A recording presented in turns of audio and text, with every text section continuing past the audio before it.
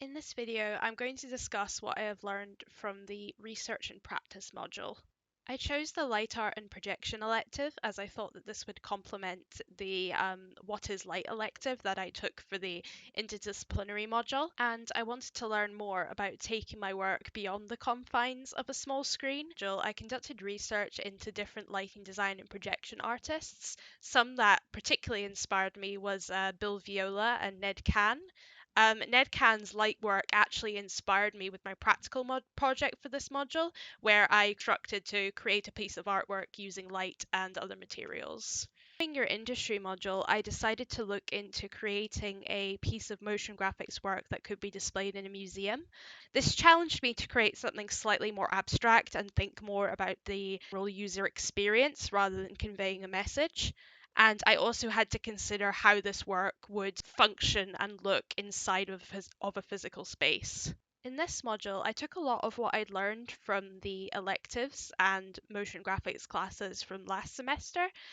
Here, the whole aim was to take my motion graphics work off of the small screen and project it onto larger spaces. For this, I completed two different tasks. I conducted research into projection mapping by double take projections that really inspired me. And I also thought about projecting onto a piece of clothing to send a message about sustainability. This really challenged me to think more about the messaging behind my work and also how to make sure that my work looks good while projected on objects and in physical spaces. This project, we were instructed to create an animation that would be displayed in the St. Oliver Plunkett Church in Loughrew Estate. This was really challenging because I had to think not just about how my animation would look like on my screen, but also think about how it would look projected into a large space. So often, I found that when projecting, you need to be aware that even if a color looks bright enough on your screen, it will often be dulled down a lot by the projection. So I needed to make sure that my colors were very bright, my animation was very clear.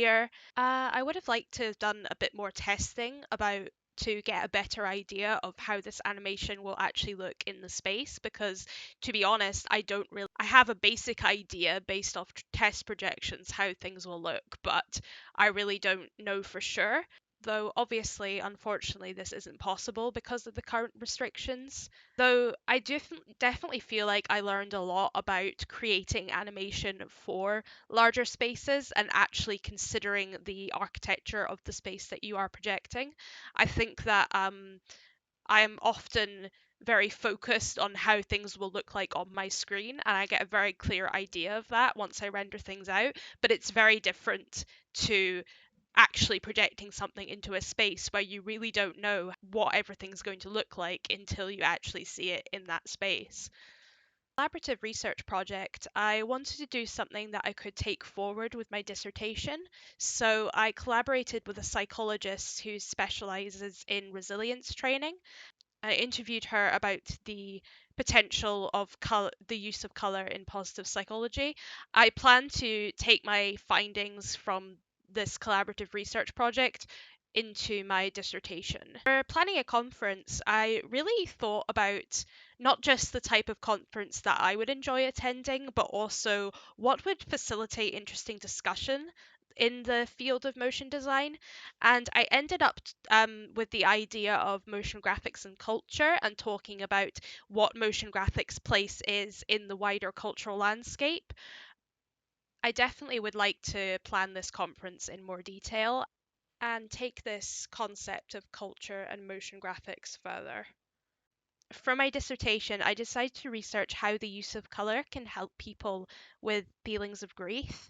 I decided on this topic because I'm interested in colour, and I think that the topic of grief is, well, it's always going to be very relevant, but it's especially relevant this year when we have all lost something to some degree.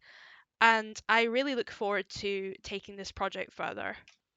Overall, I've really thought about how to take my work further and really expand my horizons, which I definitely think will help while creating my dissertation.